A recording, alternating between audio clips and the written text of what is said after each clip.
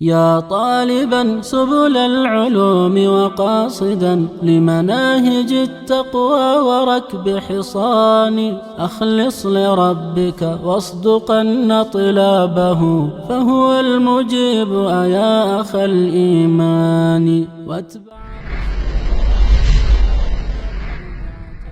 مآل ذي بدع إلى خسران وتزودن نوافلا अस्सलामु अलैकुम वरहमतुल्लाहि वबरकातुहू। सवाल ये है कि ज़ोहर की नमाज नहीं पढ़ी गई नींद की वजह से, हत्ता कि असर की अज़ान हो गई, तो अब क्या किया जाए? ज़ोहर पहले पढ़ी जाए या असर पहले अदा की जाए? वालेकुम अस्सलाम वरहमतुल्लाहि वबरकातुहू।